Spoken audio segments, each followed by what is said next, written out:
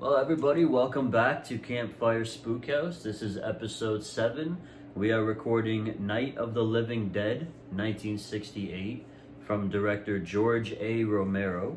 Yeah. It was written by both John A. Russo and George A. Romero. It starred Dwayne Jones as Ben, Judith O'Dea as Barbara, Carl Hardman as Harry Cooper, Marilyn Eastman as Helen Cooper, his wife, Keith Wayne as Tom, Judith Ridley as Judy, Kyra Shawn as Karen Cooper, their young daughter, and Russell Streiner as Johnny, Barbara's brother, who I added him in as the cast because he did play an important role at the beginning, but he went uncredited in the cast of credits. Mm-hmm. And the description of the film is a ragtag group of Pennsylvanians barricade themselves in an old farmhouse to remain safe from a horde of flesh-eating ghouls that are ravaging the northeast of the United States. I didn't even realize that was Pennsylvania. Me neither, honestly. It seemed like I saw that in the description and I was like, oh, that's Pennsylvania. I guess I had no idea. I swore it was the South. I knew it was in the United States, though. Well, yes. That's all I knew. Mm-hmm. Also, looking into it, the budget of the film was made between $114,000 to $125,000, which is actually very good considering how impressive I thought the film was. Yeah. And its box office return was estimated at $30,236,452. Well, damn. So, yeah. Yeah. And so, rock horror. Yeah. What social or cultural messages is the film conveying, would you think? I think that.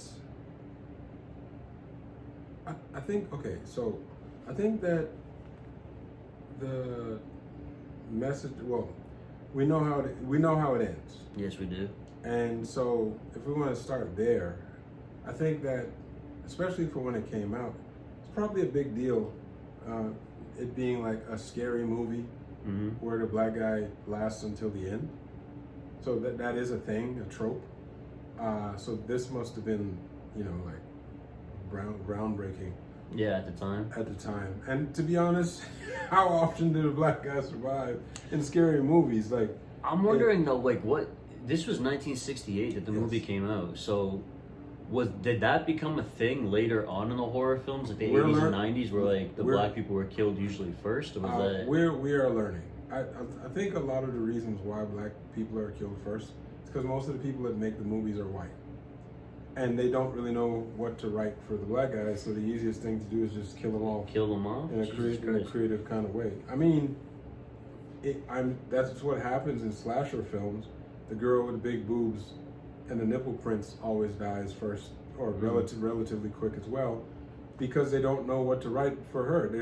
If there is a girl, it's going to be like the damsel in distress or something like that, and she might survive or stay until the end. Right. Every other girl always dies. Yeah. Because they don't know how to write for her. It's always the girl and her boyfriend. She's getting knifed up. Mm-hmm. It's not. So it's like the black guys is just another one of those things. Yeah. Where it's like it became a trope, but I think it became a trope because a lot of the people that make the movies, these particular movies, that's a part of Hollywood cinema anyway, are white. Mm-hmm. Like Hollywood is predominantly white. European and you write based on your culture, right? And what your culture references and what you know. Yeah. I'm certain if Hollywood was black, there's a lot of white people stories that would not be told in the best light because they don't really have a point of reference. So it's the way it is. But yeah, so I think that the reason why that part towards the end was so kind of telling is because you knew that you could make an argument that they didn't know. I'm not certain that they cared. There's a certain element of fear, right? Mm-hmm. Because that guy has to be scared for more than one reason. He's scared because of the damn zombies or whatever they're called in this movie. Yeah. And he's also scared because there's a bunch of freaking white guys with guns outside. So. And you don't really know who is who at first. Exactly. Upon first glance. So he sees the guys with guns, and because they're holding guns, he knows that they're not zombies, because zombies are not capping at anybody else. True. And then who knows what the guy saw in his scope? Maybe he saw the gun, maybe he didn't. But if he did, then maybe he thought, hey, the black zombies like to really shoot. I don't know. Well, this was the ending of the film that you're talking about, when the what was they, cops or neighborhood watch? Yeah. It's like a militia or something. So they were basically looking to kill off any sort of zombies, but also looking for survivors as well. Yes. And there was that moment when Ben, the main guy that we're talking about, he did see them from the window, and he did stop and just stand there for a moment. I feel like that was to sort of try to pinpoint exactly what he was looking at. Yes. Like, who are these people? I'm sure he was even trying to think like, these aren't zombies, or they could be. But then when he sees the guns, they don't hold guns, zombies in the film. No. So I feel like the moment of him realizing they're on my side was probably when they pulled the trigger. Yeah, because once he saw a gun, he pulled his gun. At which point, somewhere in between there, the guy's like, "Oh, there's something in there," and but once again he has his sights on him. He would be able to see at that point. At that point, he's holding a gun, pointing in their direction. So, does the guy have a right to shoot him? Yeah, if someone's pointing at you, you have a right to shoot them. But he could have said something. It's like, hey, someone's pointing a gun. Anything. Yeah. It was a really weird. Like I liked that kind of twist at the end. Mm-hmm. That nobody ended up surviving. Yeah. But the fact that it was like a black guy and a militia white guy, and he survives the whole thing. Well, just to get shot at the very end in the daylight by a white and you're guy. Rooting for him the entire time because he was the smartest and the most capable. Yeah. Clearly, he was determined to survive no matter what. Mm-hmm. He survived them zombies, but not.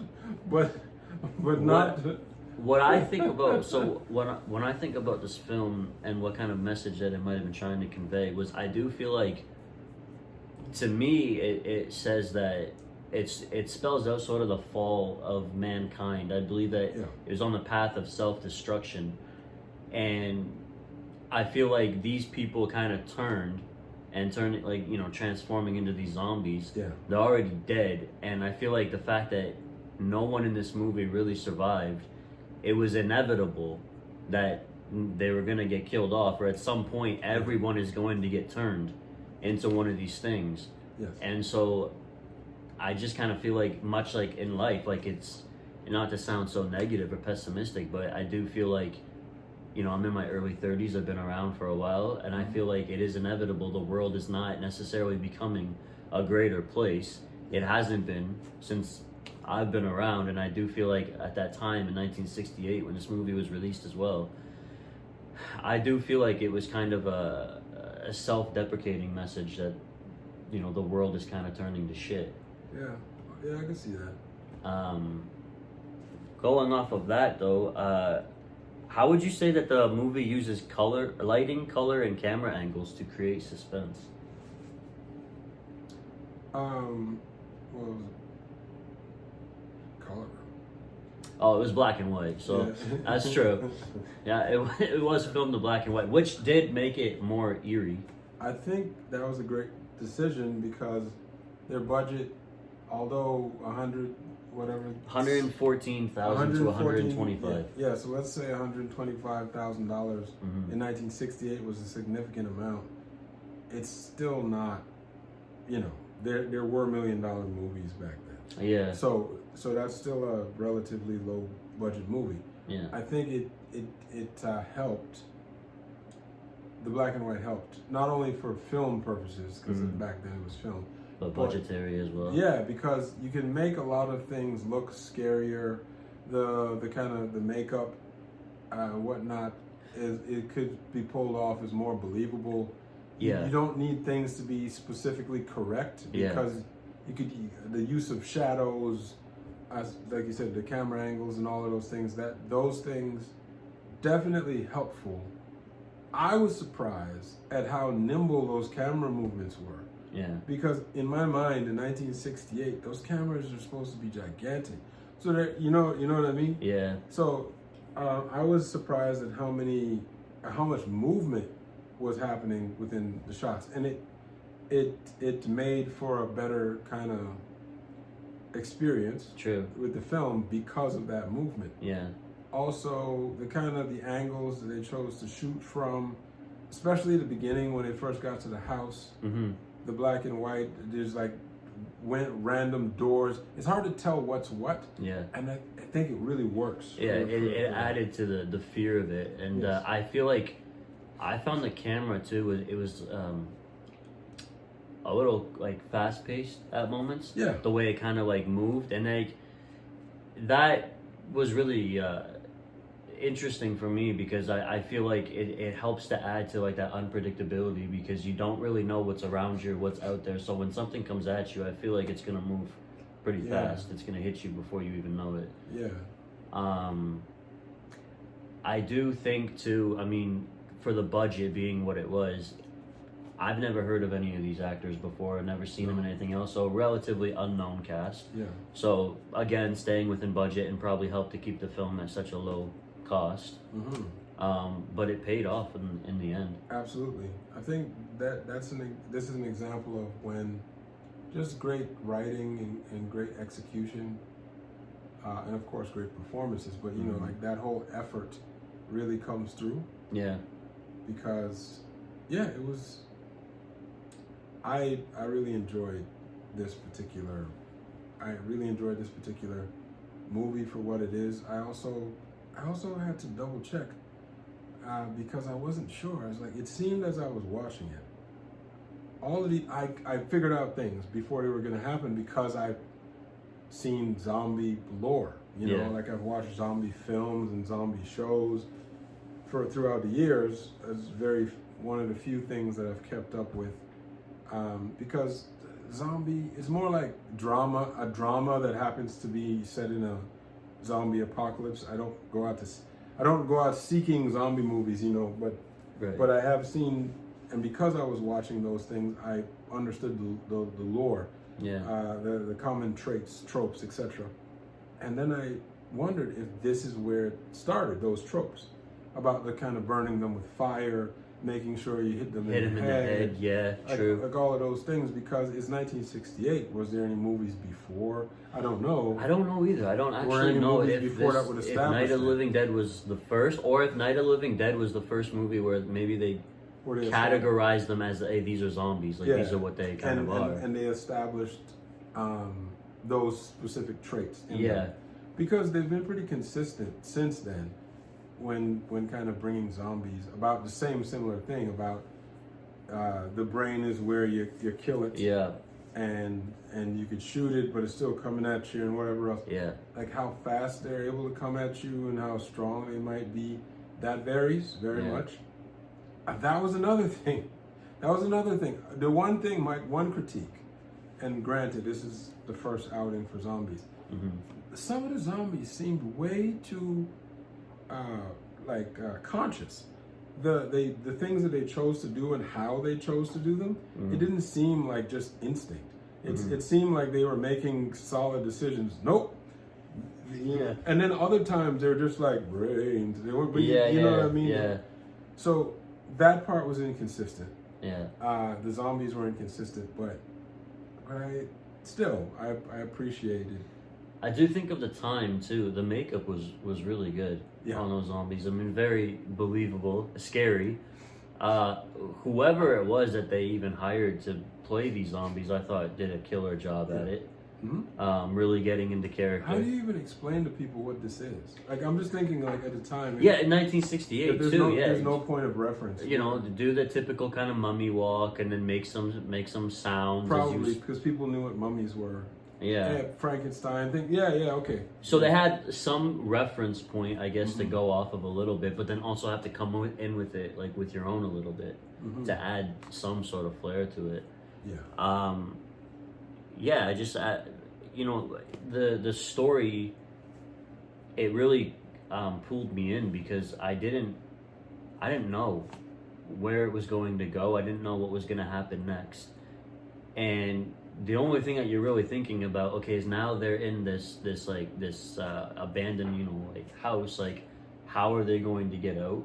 Yeah. And then it was surprising too when that family was downstairs the whole time, didn't make any sound or nothing like that. The father of it, he was claiming that we thought you guys were zombies, so we were trying to just be quiet and everything.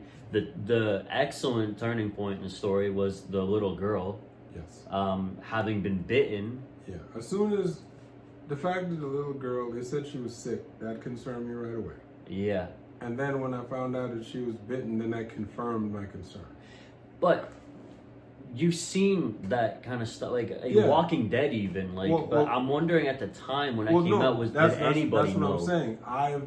I've been tainted because I already was aware of zombie lore, even though I never saw that particular film. Yeah. So I kind of knew that was going to be the outcome. The little girl was going to turn. So yes, that would have been that's a great turning point in the story. That's and the fact that he just capped up everybody. Yeah. Because you weren't sure what was going to happen. Like if he was going to hesitate. You kind of knew that the mother was going to hesitate because it's her daughter, right? Yeah.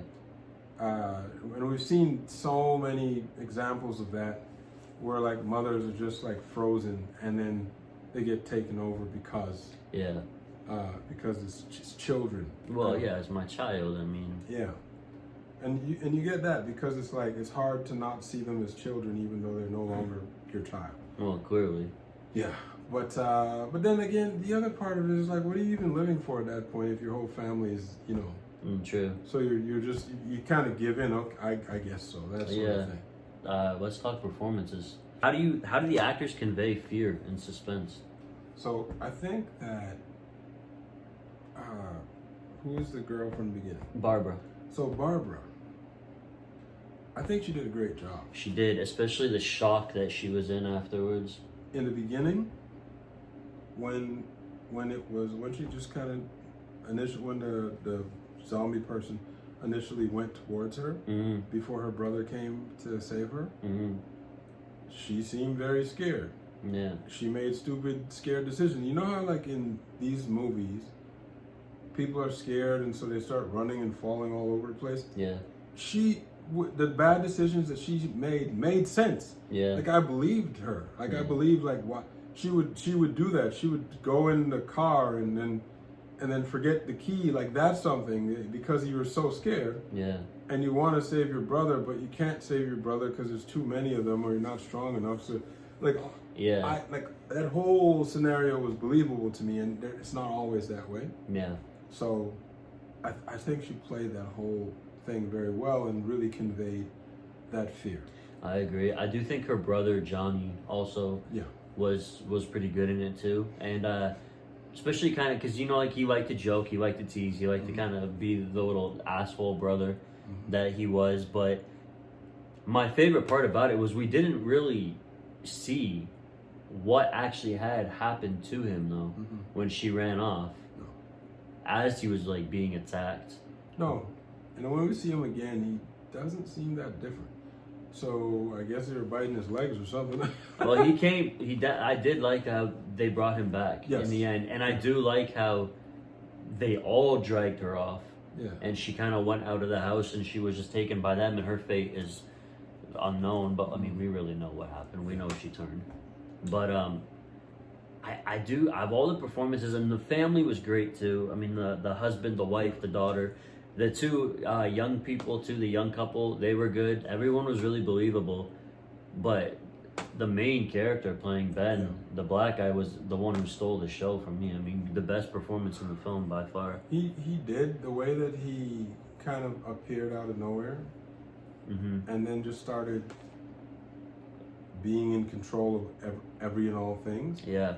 That was also very believable.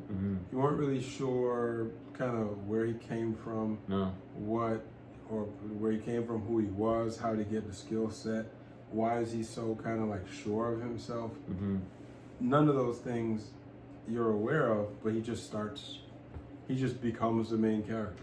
Well, the best part about it too was, I mean, how like genuinely he was trying to protect Barbara. Yes. When he saw her in the house, he was trying to calm her down. He was trying to explain the situation and assess it with her, and he, you know, he needed her to help him, like to figure out a solution. But when he realized that she was in a shock and that wasn't going to happen, you know, he took up the mantle. Like he took all responsibility for that, and he did do his best, even for the family who came up from the stairs. From like, he took charge and control, because unlike the father of that family, he knew what was best for them in the moment, what they needed. And I mean, the house was set up pretty well too, as far as, you know, barricading. Yeah, I think that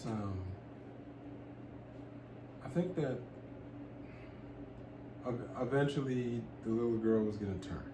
Yeah. So I was just imagining if they had just stayed there the whole time, like the entire whole time, how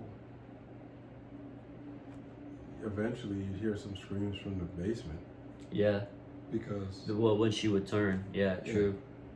And so somebody else would, at least one other person was going to get bit, and then they would eventually turn as well. True. So, like, they were going to come out one way or another. Yeah.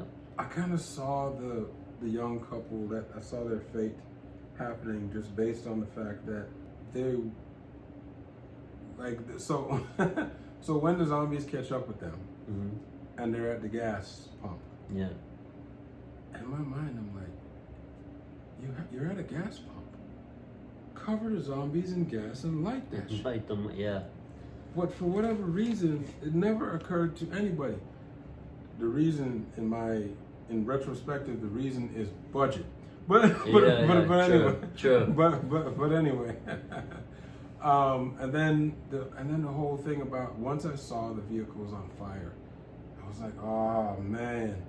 But then when I saw that she got stuck, I was like, oh crap. He's gonna go back for her. Yep. And they were doomed from the start, because they weren't leaders by any means. They were followers. They followed that family. Once they realized that this guy, Ben, is in charge, immediately they started gravitating towards him. And they're like, okay, this is our savior. I think you're right in that the movie is, like, everyone is doomed. Because Ben becomes a leader to the doomed. Yeah. Therefore, he's doomed. Exactly, because it's not... He should have really just been taking care of himself in the moment, but he feels responsible for everybody, and they're pulling him down. He wouldn't have been the Ben that we have come to know and True. love. He would have been alive, but he wouldn't have been. He wouldn't have been the Ben that we come to know and love. Yeah. And that's, I guess that's a part of what this story is about. Yeah. It's just those choices, because as they're talking about, like, things being doomed, we get this kind of first-hand look of what the fate actually looks like. Yeah. It's not just a news story with stuff that happened. Yeah. It's literally, you're seeing it happen in, real time, real movie time. Yeah. So real time as in REEL. Yeah. Yep. Yeah. You see it happen in real time, and I like this movie. Yeah, it was good. Yeah. Overall, then, in conclusion, what would give your final thoughts? I think that this, as a movie, deserves a lot of credit. It does, I agree. For kind of establishing a world, or the concepts of what we now know as the kind of the zombie movie, the zombie lore format. Yeah. And it's also like a really good movie. Yeah. So the storytelling, the performances, it probably has a legacy as one of the best lower budget, I don't know if it's independent, but lower budget movies that have kind of, come on to massive success. Yeah. So it teaches you exactly how to do both of those things, how to be a pioneer. Like, you almost become a pioneer because you have no choice. Yeah. I'm certain if they had a bigger budget and known actors, it wouldn't have been the same movie. Yeah, true. So there's something to be said about smaller budgets and unknown actors. I think everybody involved is a lot more committed to the actual project than any exterior thing, because this is all they have. It falls into the same range for me of the episodes that we have reviewed so far. Yeah. It definitely falls in the category of independent films, and you know, similar to Texas Chainsaw Massacre and similar to Halloween. Yeah, it's impressive with what little. I like this better than both of those movies. Interesting. So Halloween I like better than Texas Chainsaw Massacre. As I see more movies, Texas Chainsaw Massacre, I don't remember what I gave it. 3.9 jump scares. 3.9 jump scares. But it keeps going a little bit further down. Right. As I see more. Right. Because I'm like, that was good, but this was better.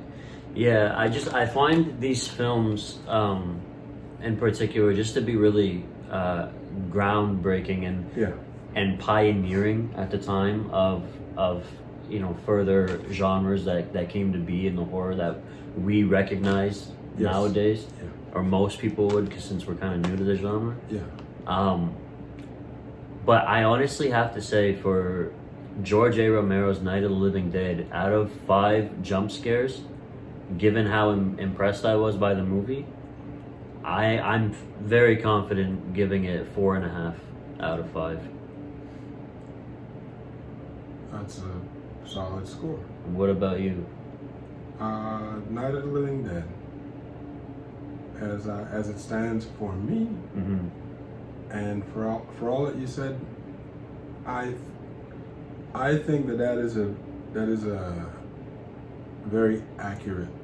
Nice. I think 4.5 jump scares is where that sits. Hell yeah, man. Because it's not perfection, but it's damn near. Yeah, honestly though. So it's mutual right there. 4.5 jump scares that we give for Night of the Living Dead, George A. Romero. We'll review the other ones later on at another date once we get around to it. But yeah, honestly, great film. I'm sure most of you have seen it. If you haven't, definitely check it out. Worth watching. And let us know in the comments below what you thought of this video. And definitely recommend to us some of your favorite horror films. And we'll be sure to make a review of those and give a shout out to your name. And make sure that you guys stay tuned for next week's episode when we review Brian De Palma's Carrie. So, blood, all the blood. Man, I'm telling you, that movie though. Yeah. So yes, I'm Scary Terry, and this is Rock Horror. And we are Campfire Spookhouse, where we scare ourselves awake. Until next time, we'll see you guys later.